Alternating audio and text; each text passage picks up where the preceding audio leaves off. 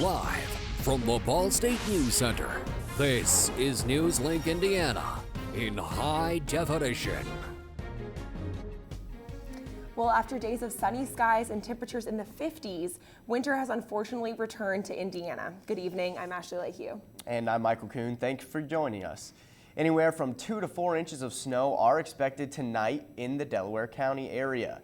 NewsLink Indiana Chief Weather Forecaster Michael Behrens is live on the road with more. Michael? Well, thanks, guys. That's right. The snow has been falling across the area, and it was falling pretty heavily as I left the studio. Show you a live look of the road conditions right now.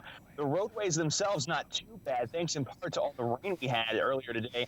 But you can see that area of grass on the left. That's where the snow has already started to accumulate.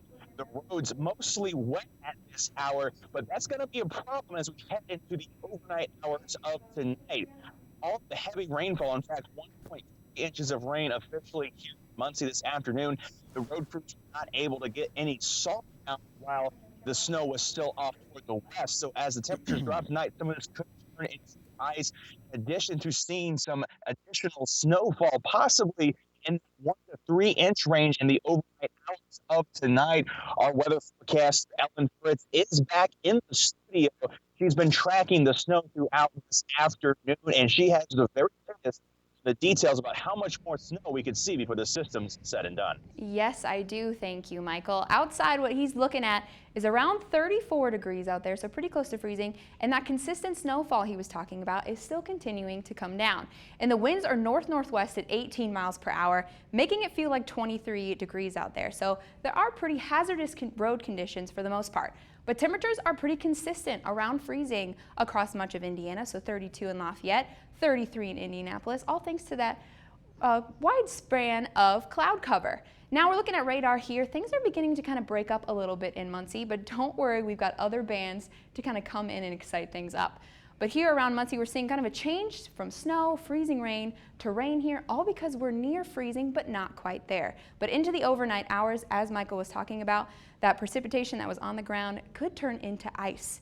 And looking at the chart of all of the rain where it came from, we did get 1.3 inches of rain here in Muncie, 1.7 in Indianapolis, and all the way to 2 inches in Shelbyville. So widespread rainfall affected us.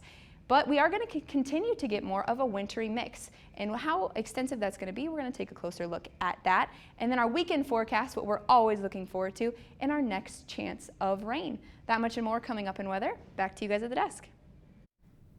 Thanks, Ellen. Over the past few years, drug-related arrests on campus are down 33%. A change in policy has caused a significant drop. NewsLink Indiana's Evan House has more. According to Ball State's campus security report, drug arrests on campus have dropped from 82 in 2012 to only 27 in 2015. The reason? Ball State is now handling small drug violations internally, rather than having kids arrested and letting police deal with them. Criminology professor Michael Brown believes the changes are closer to the school's educational mission.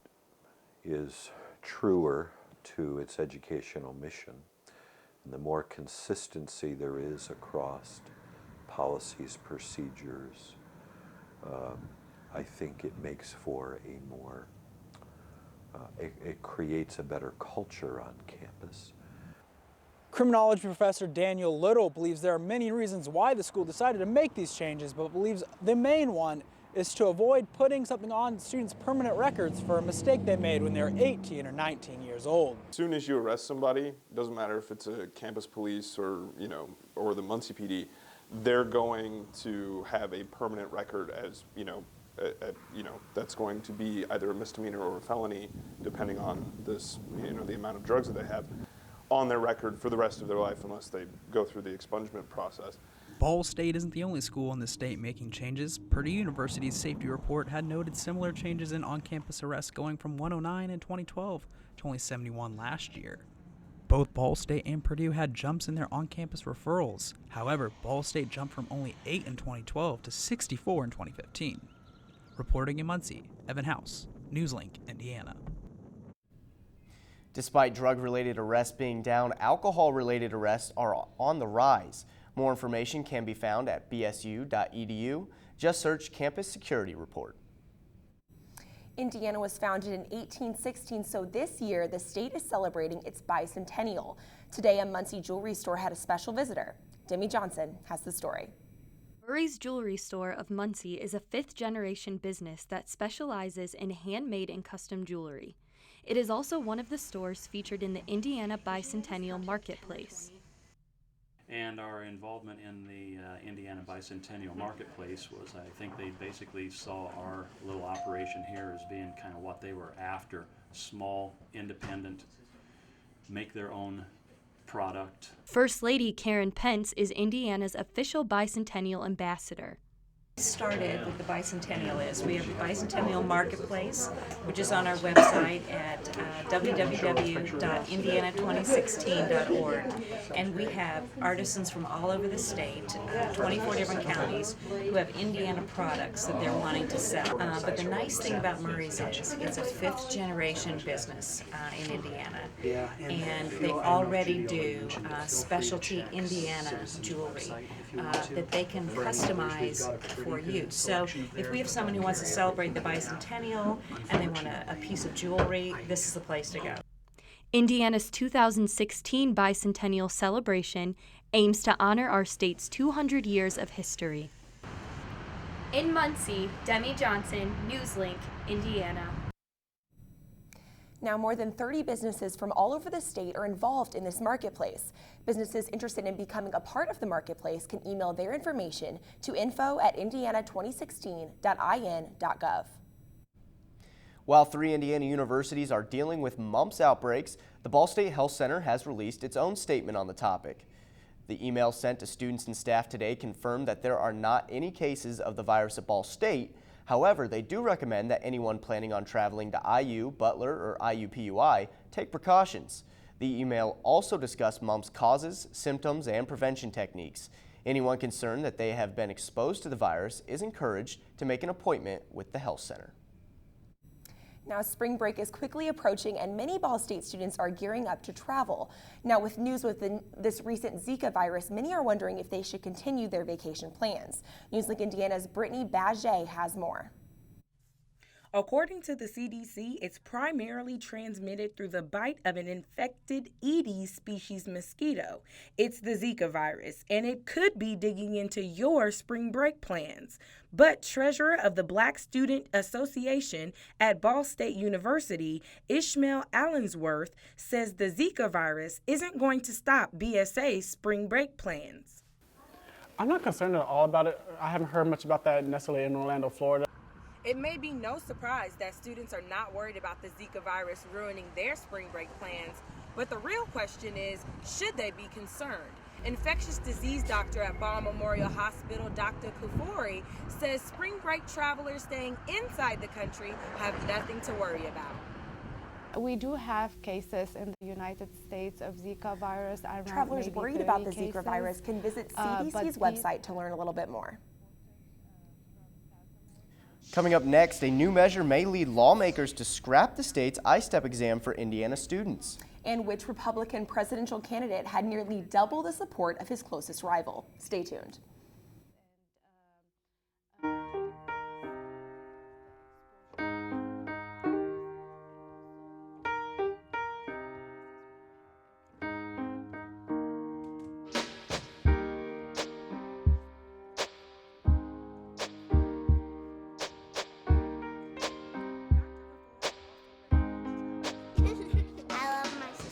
My heart doesn't see race. Love is love.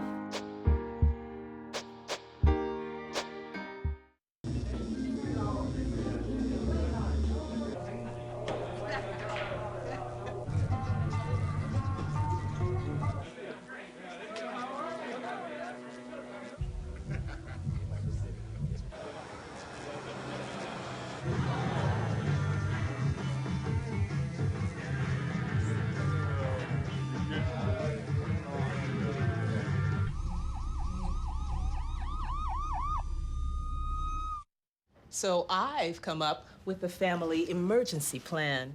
Great. What is it? It's difficult to talk about, so I'm not telling you. How will we know what to do? You won't. I'm so glad I won't have to remember anything. And me too. Thanks for this, sweetie. Talk to your kids about who to call, where to meet, what to pack. Visit ready.gov/kids for tips and information. So, I just moved in with this family, and it's embarrassing. The little one, he likes to go outside and crawl around in the giant litter box. I don't know what he's doing. I mean, I was born and I knew how to use the litter box. Look at that. That's disgusting. Oh, poop already. You're making me nervous. Oh, okay, I can't look at this anymore. I really hope he grows out of this, for his sake. Welcome back to NewsLink Indiana. A man involved in a 2012 explosion faces life without parole after being found guilty of 51 charges. Bob Leonard faces charges involving murder, arson, and conspiracy. Leonard was on trial for his role in the explosion that left 2 dead on the south side of Indianapolis. The explosion was the result of a plot for Leonard and his brother Mark to cash in on a $300,000 insurance policy. The explosion destroyed 36 homes, damaged 70 others, and caused more than $4 million in damage. The Indiana Senate has passed a bill aimed at possibly replacing the I-STEP student exam. The bill comes after many students across Indiana did not succeed in 2015, and scores dropped more than 20% from the previous year. The bill passed in a 38-10 vote, but Ball State education major Rochelle Wright says she opposes the idea of replacing this exam. So as a future educator, I believe in the power that I-STEP has, and that it's very important in telling where a student is and where they can be potentially. I think I-STEP is a good way to differentiate between students who need more help than others. The bill will now go back to the House for approval before it's given to Governor Pence. This winter weather advisory affects most of the state, but what should Delaware County expect? Your full weather forecast is next. And after that, find out the latest in Ball State sports. Stay tuned. Can you help me with this? My new dad teaches me all kinds of stuff. Sure. He helps me with homework. That would be 3.6795. Thanks. Yep. He helps me with my decision making. I wouldn't use this one. Ever. And he's even teaching me how to drive. And that's why cars have bumpers. I'm learning so much. You don't have to be perfect to be a perfect parent. Thousands of kids in foster care will take you just as you are.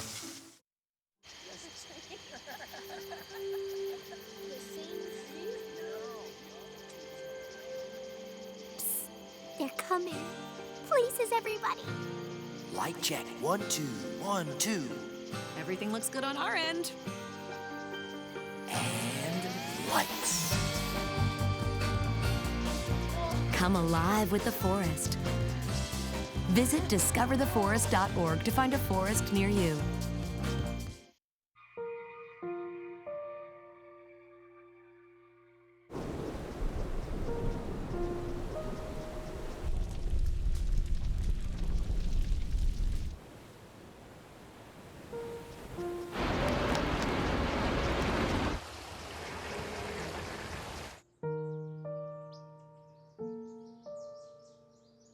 Don't wait. Communicate. Make your emergency plan today.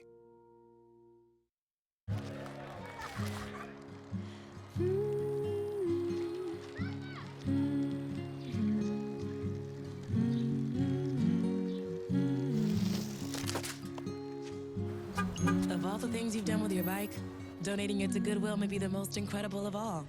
Your donations help fund job placement and training for people in your community, which means your stuff can be more powerful than you think. Goodwill. Donate stuff, create jobs. Well, I don't know about you, Ashley, but I had the darndest time getting to class today with the nasty cold rain and the wind. It was disgusting. Pretty much this morning was about worst case scenario for me. Like, you know, it's just one temperature degree above freezing, so it's freezing rain and it's pouring. It was a mess. Ellen, do you have any good news that we can look forward to this weekend? I do have some. This weekend is going to make you feel much better, but we're going to have to get through the rest of this wintry mix we've got going on right now. So looking outside, it's 34 degrees. That kind of snow we've had pretty consistently has just turned into cloudy conditions, but the wind is picking up a little bit. Northwest at 18 miles per hour. That's pretty quick, making it feel like 23 degrees out there. So making it feel even chillier. So looking outside at the radar here, things have cleared up. We kind of have this clear spot over Muncie and Delaware County, but don't worry, we have more bands of snow that will continue to affect our area throughout the evening. But now I'll turn on the advisories that are behind us here. We're under a winter storm advisory until 1 p.m. tomorrow and a flood warning here in northern Delaware County until 6 a.m. tomorrow. So be aware of your surroundings, especially water with all of that rain that we got earlier today. Yep, looking out farther, we see even more bands of snow. But talking about that cold rain we experienced, we've got the data to prove how much we really got. 1.3 inches here in Muncie, 1.7 in Indianapolis, and a little over 2 inches in Shelbyville. So we got quite a lot of rain for the middle of February in Indiana. But overnight tonight, we're going to have that snow, freezing rain, and wintry mix kind of stick around all throughout the evening with temperatures going to 32 degrees, so right at freezing. So things should eventually turn into all snow, but look at that wind, west-northwest at 24 miles per hour. So it's going to be kind of rough out there. And with all of this precipitation and snow and rain and all of that mixture, being on the roadways, it's going to be a little dangerous. So anytime it's around 32 degrees, you have to pay attention to potential black ice, slush, all kinds of hazardous roadway conditions. So if you're walking to class, make sure you've got good grip on your shoes and take extra time heading in to work. So we're going to take a close look at how much snow and when is it going to come over the next few hours. So Wednesday, right here tonight at 9 p.m., we see kind of widespread coverage of snow. Continue into Thursday early morning, 2 a.m. It's going to cover Muncie pretty consistently, and this is when we're going to expect the majority of that snowfall. Not too much, as I was saying, 2 to 4 inches earlier, but it's going to stick around. So even into Thursday about 9 a.m., so tomorrow morning when you're waking up, headed to work or class, prepare for some snow flurries to still be sticking around throughout there. But into early Thursday afternoon, things are finally going to start breaking up when it comes to the snow, and we're just going to have mostly cloudy conditions here. And it's going to continue into Thursday night, have some patchy clearing up overnight, but into Friday morning, things are going to remain cloudy. Now to get more particular with that snow coverage and how much we're going to see, into the early hours, 3 a.m. here, we're going to get about an inch of snow accumulation here in Muncie. So not all on the roadways, a lot you're going to see in the grassy areas, but the majority of the snowfall we're going to get is into Thursday morning into early afternoon, so about 2.2 inches here in Muncie, 2.3 and 2.5 here in Portland, so all around 2 to 4, but we're leaning a little bit closer to 2 inches. But for the rest of our weekend, when this system finally moves through, we are going to have a little bit of nicer conditions out there. So we're going to stick with these clouds here into Friday and into Friday night, but they're going to start clearing up for a beautiful Saturday morning. So Saturday 1 a.m., conditions are pretty clear. Into early afternoon, Saturday is going to be super pretty. So weekend forecast here, 45 on Saturday, 53 on Sunday. Going to have a gorgeous weekend. And then just our 7-day all around. So that snowfall on Thursday, weekend going to be beautiful, 45 on Saturday, 54 possible showers on Sunday. And to start off next week, things are going to be a little warmer than what we've been having the last couple of days. So look forward to a pretty start to next week. Sounds like a beautiful weekend. Thanks, Ellen. Coming up in sports, we catch up with Delta's new head football coach. And catch the highlights of Ball State's women's basketball's big game against Central Michigan. Here's to the things that can keep us safe. Those we use all the time with hardly a thought. Those that are silently standing by to save our lives. And now, those that we carry with us everywhere we go. Many mobile devices will now bring you wireless emergency alerts, real-time information directly from local sources you know and trust. With the unique sound and vibration, you'll be in the know wherever you are.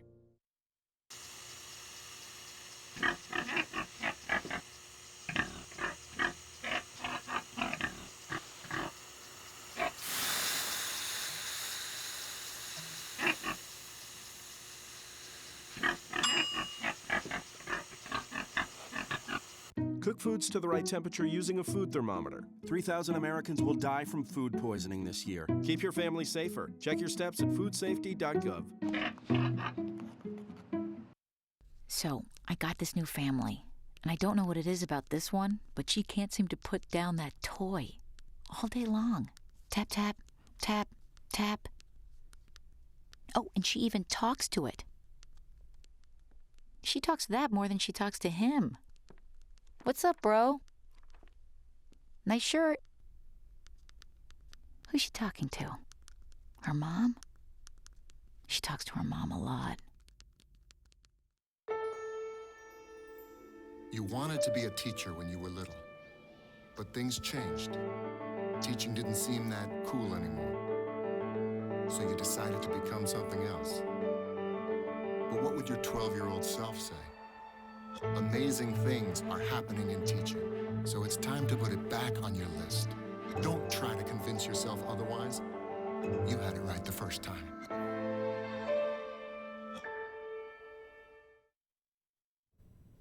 Good evening, folks, and welcome back to NewsLink Indiana. I'm Peter Hood with your sports.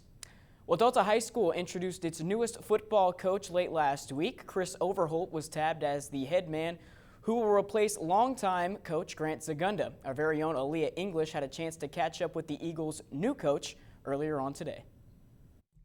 Emotions ran high Thursday when Delta High School announced Chris Overholt as the new head football coach. I was in the office with Principal Connolly. I was very excited. I yelled, had tears of joy, shook his hand, and I was very excited to get to work here. Overholt hopes to bring new elements to the program, starting with the team's dynamic. First, we're going to really establish our philosophy. We want to build a brotherhood here. We want kids real comfortable with each other. We want them to believe and commit to the program. We're going to teach them how to compete at all levels with mental toughness and physical toughness. Then we're going to take pride in our focus and our preparation, and we're going to win ball games. In Muncie, Aaliyah English, NewsLink, Indiana. Overholt is a 2001 graduate of Delta High School. He previously served as an offensive line coach at Delta before being introduced as head coach. In other news, huge game for Ball State women's basketball tonight. The Cardinals were on the road in snowy Mount Pleasant, Michigan, taking on Central Michigan this evening. Here's how the MAC standings looked heading into tonight's game.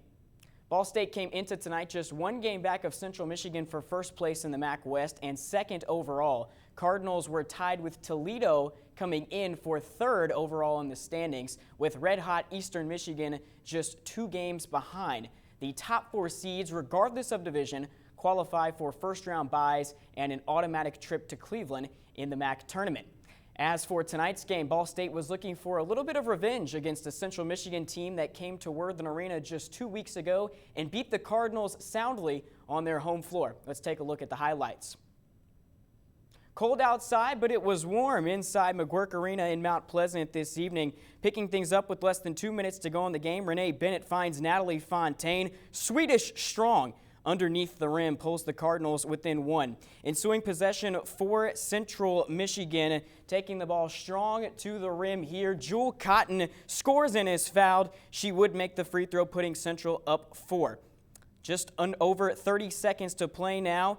Shot missed here by Central with the shot clock winding down, but Cotton able to corral the huge offensive rebound for the Chippewas. Again, you see they're up 1 there. Carmen Grande forced to foul. Both free throws were made. Swedish strong again here for Natalie Fontaine as she makes the basket. Cardinals down by just 1 with less than 10 seconds to play, and they come up with a tie-up on the ensuing inbound. Carmen Grande forces the jump ball, giving the Cardinals one last shot. Natalie Fontaine, can she be Swedish strong one more time? Top of the key, 3 for the win is just off the mark, and Ball State falls tonight in a heartbreaker, 67-66. At the hands of the Central Michigan Chippewas, guys. Tough way to lose. Cardinals, at last check, still tied with Toledo, who lost tonight in women's basketball. So still in a good position as they head down the stretch in Mid-American Conference play. All right, definitely a disappointing loss. Thank you, Peter. Tonight on Entertainment, find out what Kesha has to say on Facebook about her legal battles. And what and who Kanye West is ranting about this time on Twitter. Stay tuned for tonight's entertainment news.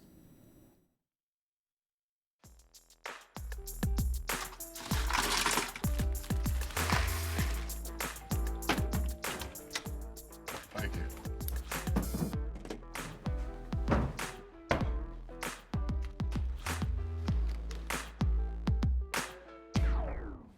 You got a king? Go fish. The smallest moments can have the biggest impact on a child's life. Take time to be a dad today. Sure, I look cute now, but when my owner lost his job, it was rough. I was living on the street, and one night, me and this Cocker Spaniel got into it so bad, I wound up looking like an ice cream cone. I cried a little bit, but thankfully I got rescued, so I'm running, I'm jumping, all back to my old self. And I'm ready to give unconditional love, even if you put a lampshade on my head.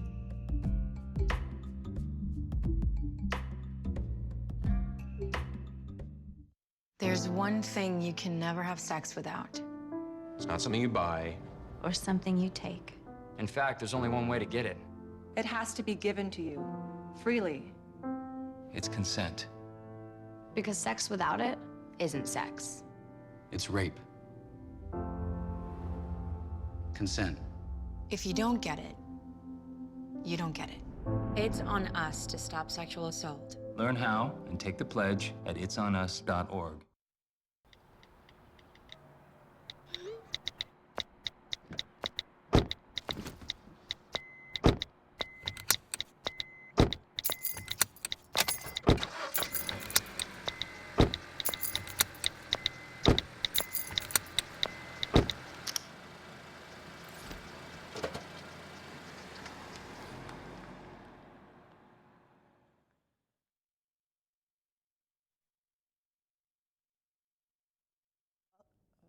Welcome back to NewsLink Indiana. I'm Taylor Morton with your tonight's entertainment news. Early this Wednesday, singer Kesha wrote a Facebook post thanking her supporters and fans as a result of her legal battles with music producer Dr. Luke. Kesha first filed a suit in 2014, claiming Dr. Luke was sexually abusive to her. On Friday, a judge denied Kesha's request to release music outside of her deal. Dr. Luke tweeted on Monday that he didn't rape Kesha and had sex with her. Kesha said on Facebook today, "This is about being free from my abuser and not the renegotiation of her record contract." Kesha's contract with Dr. Luke and Sony includes 6 more records under the producer's label. The T-Swift. Ball State is full of clubs, but there's one in particular that's gathering momentum and membership. When most people think of costumes, they imagine Halloween, but the Cardinal Cosplay Club, a new Ball State organization on campus, doesn't limit dressing up to October. Cosplay involves making or wearing costumes to look like characters from media. It's largely associated with Japanese anime and manga, but people cosplay as characters from television shows, movies, books, and video games. The president of Cardinal Cosplay Club is Lauren Bain, and she wants to get rid of the negative stigma that sometimes surrounds cosplay culture and believes the club can help do just that. Our club's purpose is mainly to create a positive environment where other cosplayers can kind of get together, discuss the craft, and have a safe zone for that kind of thing. Many of its members work on costumes all year round, some even doing the designing and crafting themselves.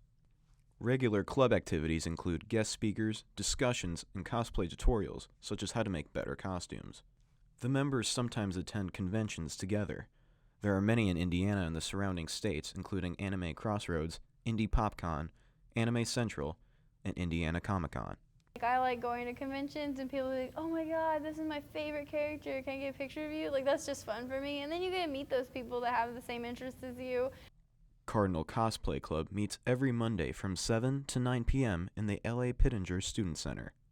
I'm Ben Safarbi, NewsLink Indiana. Cardinal Cosplay President Lauren Bain hopes to work on a documentary about cosplay with help from any journalism or telecommunication majors. And because weather is such a hot topic, or I should probably say cold topic tonight, Ellen, give us one final look at final weather. Yes, those cold temperatures are going to stick around for Thursday and Friday, but the weekend should be pretty beautiful. Clearing up skies, 45 on Saturday, up to 54 with possible rain on Sunday, and then start off into next week, 40s into 50s. So it should be a pretty start to next week. All right. I cannot wait for that weekend weather. Well, that's all tonight for NewsLink Indiana. Be sure to watch tomorrow night at 9 p.m. right here on Cardinal Vision. And be sure to like us on Facebook and follow us on Twitter. Have a good night.